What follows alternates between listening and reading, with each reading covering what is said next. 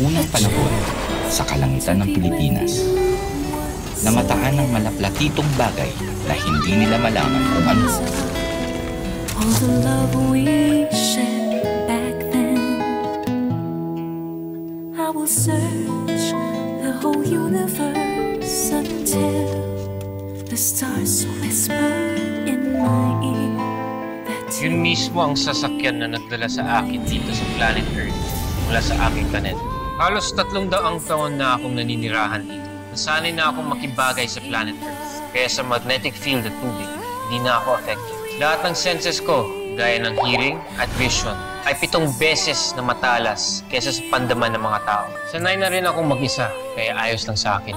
Kanina mo pa ako sinusundan, no? Alam mo, maghanap ka na ng iba mong babastusin.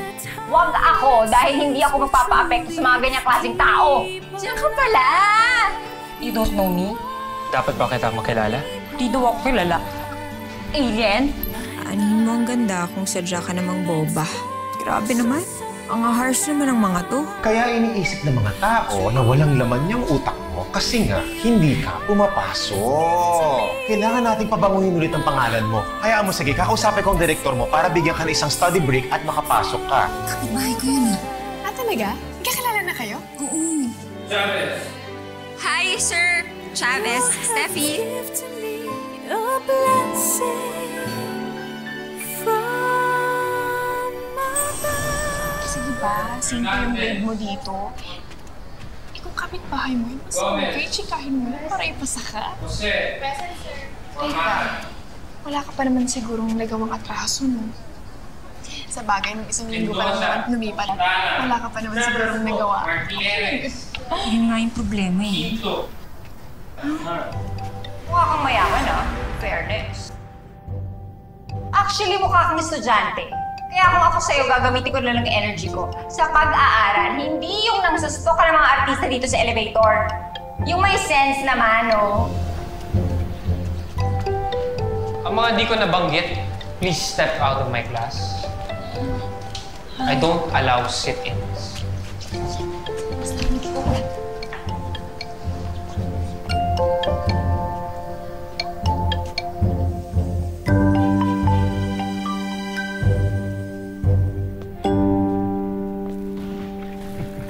Hi, I'm home!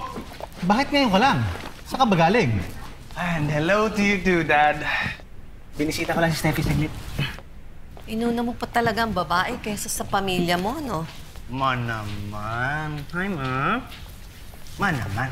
Huwag ka na magtampo. Alam mo naman na ikaw pa rin ang #1 girl sa buhay ko. And I miss you so much. Really. I really miss you too. Hoy, Winston. Dadaanin mo na naman sa palambing-lambing ang mama mo. Hindi mo nakalimutan kung bakit ka pinabalik dito? Lahat ng subject mo sa stage, binaksak mo. Kailan ka ba talaga titino? Dad, sinabi ko naman sa'yo. Ayoko talaga doon sa New York. Mas gusto ko dito sa Pilipinas. Sige, trabaho ka dito. Nung panahon ng mga Kastila dito sa Pilipinas, ang buong Pilipinas ay nasa ilalim ng hari ng Espanya. Siya ang namumuno sa pamamagitan ng Consejo de las Indias o Council of Indies. Dahil wala naman siya dito, ang tumatayong representante ng hari ng Espanya ay ang Gobernador y General or Governor General ng Pilipinas. I hope you listen kasi next week may oral exam tayo. And in addition to that, I want you guys to write an essay tungkol sa mga na-discuss natin today. Did I make myself clear?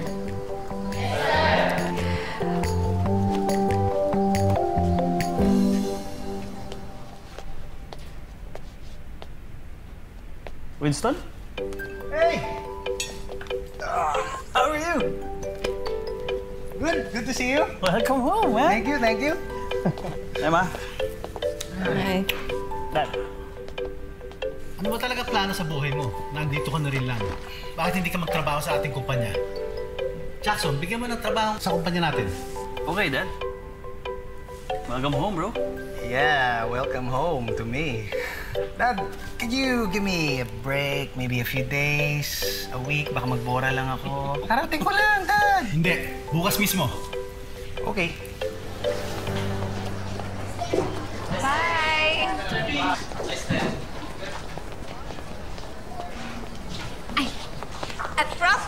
sandali. Prof ka pala, no? Ang bata mo kasi. Nice to see you. Nice to see me. Ang sabi mo sa akin kagabi, walang pakialamanan, di ba? Prof naman, nice to see you talaga. Eh, yung kagabi, wala yun. Ano lang yun. Alam mo naman, paminsan, tayo, mga tao, nawawala sa mood. Pero, minsan nagiging bipolar ako paggabi. Pero, ano ka ba? Sa totoong buhay, mabait talaga ako. Tsaka, sweet. Nami-misunderstood lang. Ano ba kailangan mo? Yung tungkol dun sa, Prof, yung sa essay na pinapagawa niyo sa akin, yung kay, Eleanor Rivera. Sino ba yun?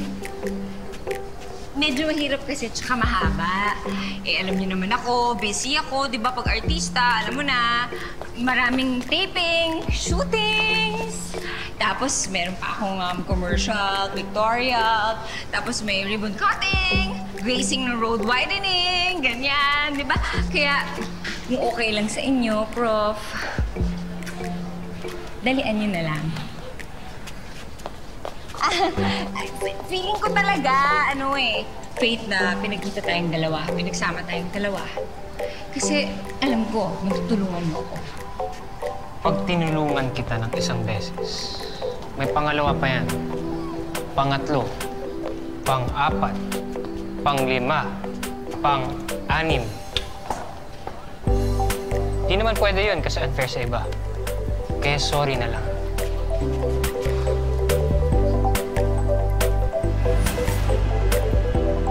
Sir?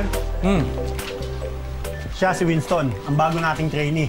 Ikaw nang bahala dito, ha? Winston, siya ang manager dito. Hi, sir.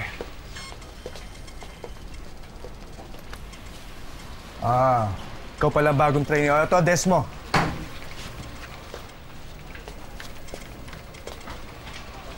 Ito na yun? Ito na yung opisina ko? Oh, bakit? Ano ba ini-expect mo? Encoder ka lang naman. Ito nga pala. Ito yung sales receipts natin. Ang trabaho mo lang dito, i-encode mo lang ito sa computer. Yan. Kaya mo ba? Yes, sir. Marunong ka bang gumamit na Excel? Excel? Mukhang madali lang naman. Excel, sige, bilisan mo. Sabihan mo ako pagkatapos ka na. Yes, sir. May paggagawa pa ako sa'yo.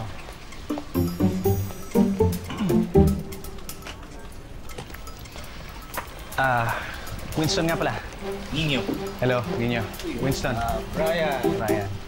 Hello. Nako! Napakasungit ng teacher na yon.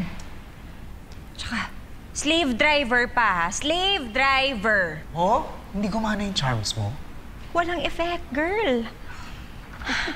Alam mo, mabuti pa makipag-usap na lang ako sa bato kaysa makipag-usap dun sa Mr. Domingo na yun. NR eh. Walang kari-ari aksyon, parang bato. Parang, kala mo makikipag-usap na lang ako sa kahoy kaysa sa kanya. Tuod na tuod. Paano ngayon yung essay na pinapagawa niya? Dami kong trabaho. Ay, huwag mo isipin yun. Ako bahala doon. Ito mga script mong aralin mo.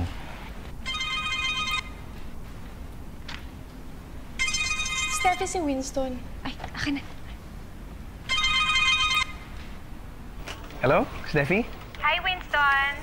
Hey! Ano oras ka matapos mamaya? Actually, break ako sa taping kasi pinapapasok ko sa school. Kailangan ko daw gawin yun. Hindi na naman tayo. Uy, pero kailangan ko sabihin kay Lucy yan, ha? Tatawagan ko siya kasi sinabi ko sa kanya, tatawagan ko siya kapag dumating ka na. Hindi ba siya busy mamaya? Barkada kaya natin yun para kumpleto tayo, di ba? O, basta i-text mo na lang ako, ha? Kapag susunduin mo na ako. Text mo ako anong oras. Okay? Okay, sige. Thanks. Bye. See you. See ya! Yes! Steffi, kulit niyo si Winston. Simula pa nung 15 years old ka, nililigawan ka na niya. Hindi siya nagsasawa. Bakit ba di mo siya sagutin, Steffi? Cute naman si Winston. Tsaka siya yung pangalawang anak sa pinakamayamang businessman dito sa Pilipinas. Friends lang kami. Ano yan? Ba't di ka nagtatrabaho? Eto na, sir.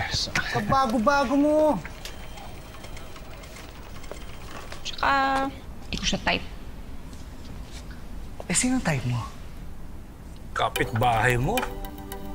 Si Steffi Chavez? Hindi mo nakilala? Eh, yun pa naman ang pinakasikat na artista ngayon. Hindi naman ako nanonood ng mga drama. Tsaka ayoko siyang kilalanin. Ingay niya. Bipolar pa nga ata eh. Alam mo, tama ka dyan. Hindi gaya ng mga dating artista. Magaganda na, magagaling pa. Gloria Romero, Rita Gomez, Charito Solis. Tama ka dyan. Mga artista dati, no? May breeding, may class. Yung iba, elegante pa. Di tulad ng kapitbahay ko.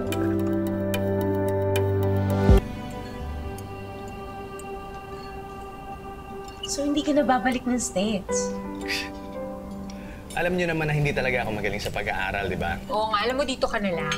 Kasi, pwede ka naman dun sa company ng mga parents mo, di ba? Mas matutuwa pa yun. Ikaw, natutuwa ka ba na nandito na ako? Siyempre naman. Talaga? Alam mo, na-miss ko rin yung pagkamakulit mo eh, tsaka yung mga pang-aasar mo sa akin. Hanggang doon na lang ba talaga ako sa'yo?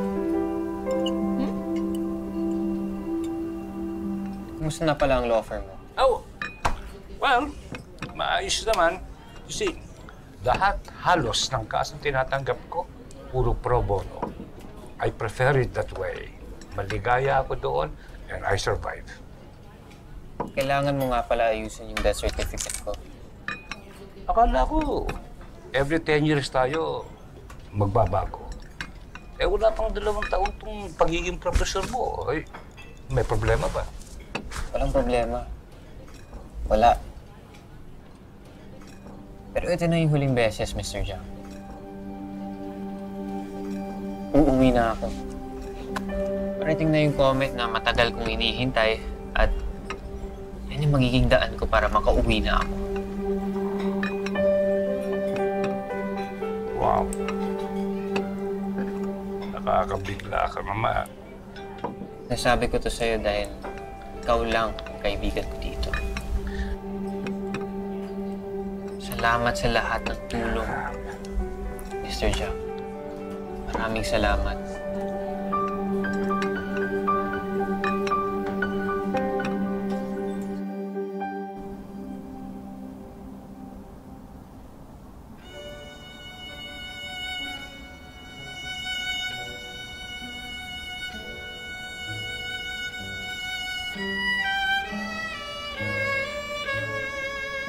Hindi ba pwedeng masigit pa?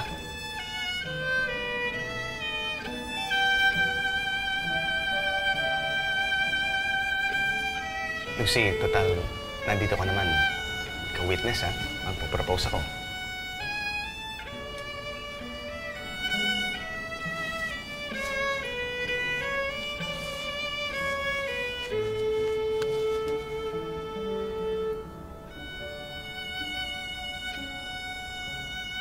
Steffi, 15 years na akong naghihintay. Di pa ba sapat yun?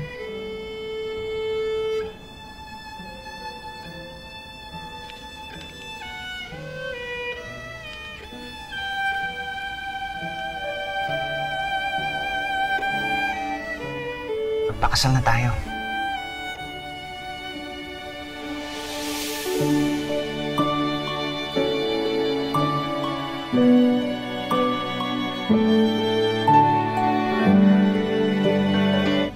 By the way, natatandaan mo ba ito? This is the only picture, ang kaisa-isang litrato na magkasama tayong dalawa. Kasi, phobia ka sa camera. Ang laki ng tinanda ko dyan, no? Talang ikaw halos walang pagbabago. Yun nga yung dahilan kung bakit ayoko nakikipagkaibigan eh. Kayo, ang bilis ng buhay niyo. Habang ako yung naiiwan. Mr. Jiang, sana pag-alis ko, mabuhay ka pa ng matagal. Oh, by the way, bakit nung una kang dumating dito, nung kayo ng mga kasama mo, bakit nagpaiwan ka? Hindi ka sumama sa kanila, papauwi sa inyo?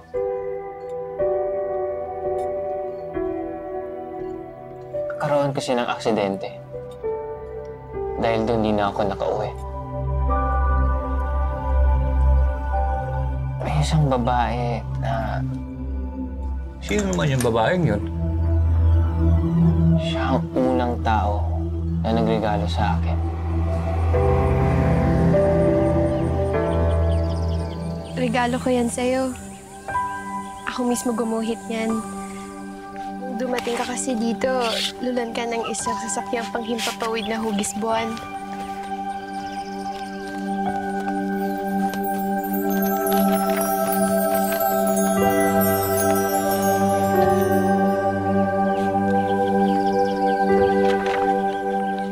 Umamin ka nga. Ikaw ba yung tinatawag nilang si kamatayan?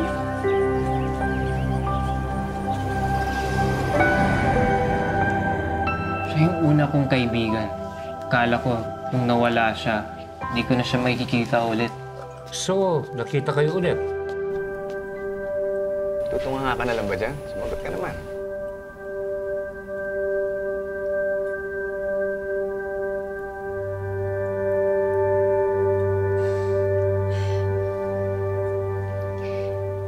Naalala mo ba nung Christmas Eve? Nung high school pa tayo? Nung dinalhan mo ako ng singsing? Siyempre naman. Hindi ka naman yata makakalimutan yun.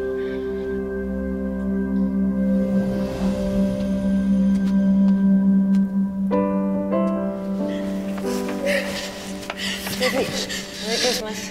Bakit ka nandito? Anong ginagawa mo dito? Umalis ka na lisan mo ako! Bebe!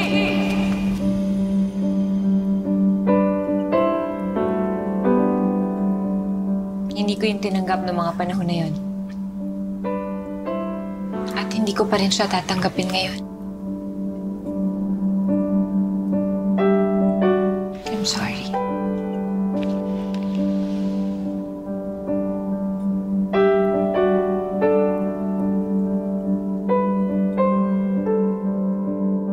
Di ko rin maintindihan eh. Christmas Eve noon, 12 years ang nakalipas. Alam mo naman na naging surgeon ako dati dito sa Manila. Nagtrabaho ako sa ospital.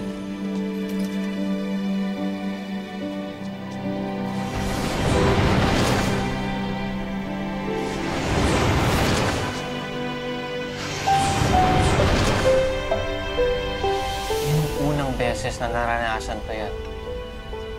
Yung babae sa vision mo, kamukhang-kamukha ni Marcela. Hindi mo ba binalikan yung lugar kung nasaan siya?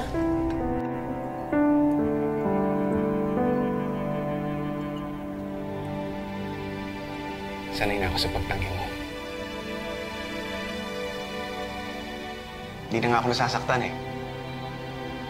Siguro, ang gusto ko lang malaman, ano ba talaga dahilan? Ayaw mo ba sa akin? Yun lang ba?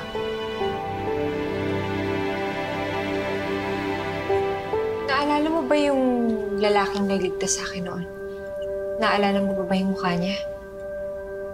Mukha niya? Mukha nino? Nung lalaking nagligtas sa akin. Yung mukha nung nagligtas sa akin nung gabing yun. Sandali lang! Steffi! Steffi! Sandali lang!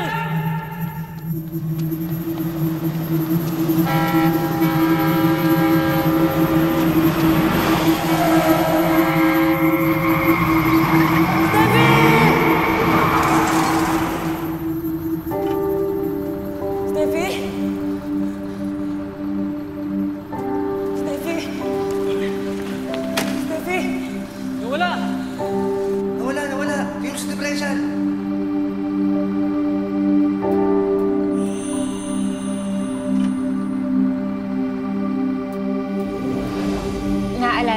ba siya? Hindi ko nakita yung mukha niya. At kung nakita ko man yun, hindi ko na matatandaan yun. Ako nakita ko siya, pero hindi ko na rin masyadong matandaan. Teka, bakit mo doon napunta yung usapan? Siya kasi ang first love ni Steffi. Nung gabing yun, naisip kong pumunta dun sa lugar na nakita ko sa vision ko.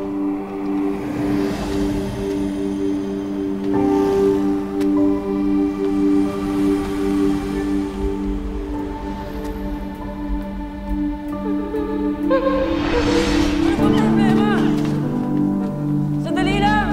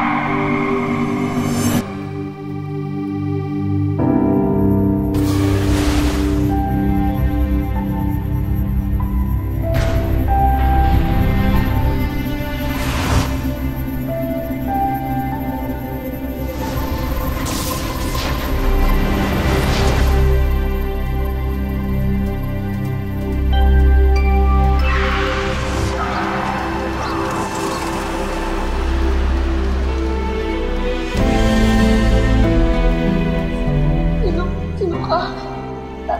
Anong ginawa mo? Pulto ka ba? Hindi ba ikaw yung pinatawag nila sa kamatayan? First love? Hindi nga nag-usap yung dalawa eh. Saglit lang yun. Hindi nga niya matandaan yung mukha niya eh. Well, hindi nga siguro first love. Pero... gusto ko pa rin siya makita. Panaginip lang kaya ang gabing yun? Posible ba na may dalawang tao na magkamukha? Gusto kong itanong sa kanya kung bakit niya ako iniligtas. Gusto kong malaman ang dahilan. Kung hindi panaginip yun, bago ako umalis, gusto ko sana siya makita ulit. Yun lang. Imposible.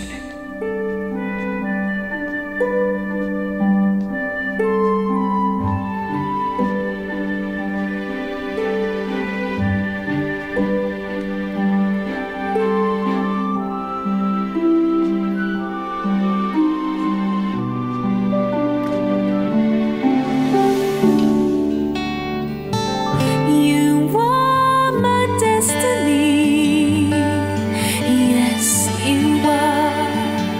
Forever we will be hearts as one.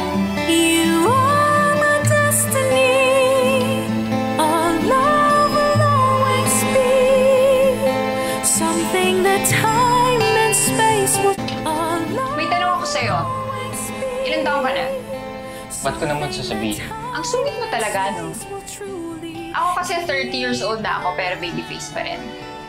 Ikaw, hindi ko alam kung paano ka napunta sa school na yun at paano ka naging professor, napakabata mo pa.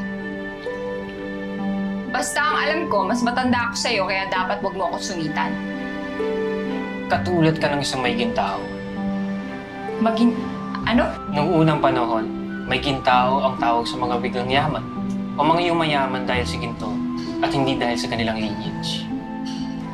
Hindi ko maintindihan. Tingin ng mga tao rito, mga imitators, dahil di naman nila nakuha ang status nila sa pamamagitan ng lineage, pero tingin nila mataas rin sila.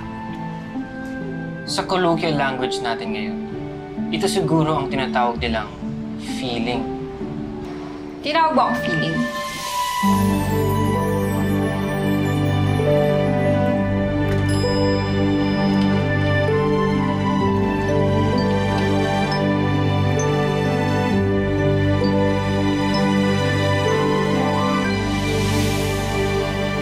A chance to be with you.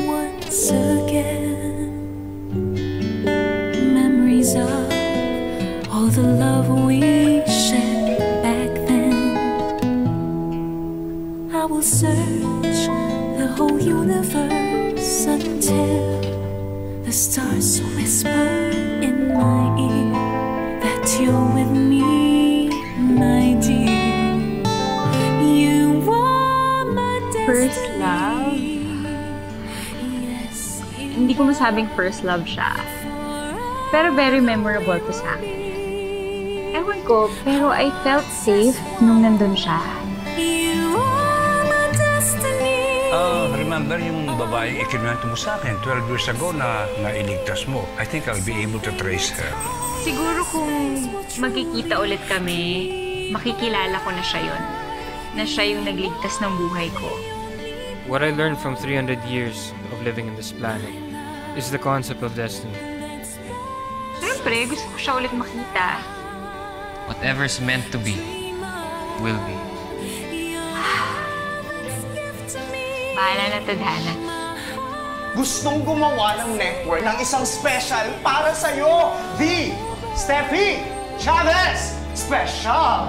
Pasensya na talaga kayo, guys, ha? Wala kasi akong oras mag-makeup eh, kaya nagilamos na lang ako. Kailangan lumabas to na parang walang makeup. Miss Chavez, parehong-pareho ito sa sinulat ng isang sikat na historian na si Henry Nicholas, published in 1935. I have no other choice but to give you a 0 in this essay. Sino, Steffi? Aray ko! Ang sakit ng tiyan ko sa may pusod, sa may bandang kanan. Kanan bahagi ng tiyan, katabi ng pusod. Appendix. Doktor po ba kayo? Manager! Manager ko siya. Siya po pirma, Dok. Tsaka di ba operahan ako? Pakisabi sa kanila, yung maliit lang yung tayo. Kasi hindi na ako makakapagtupis. Bikini cat. Bikini cat. Oh my God! Don't tell me na hindi mo alam. Siyempre, bilang isang ina, di ba? Dapat katabi mo si Steffi, lalo na kakatapos lang niyang operahan.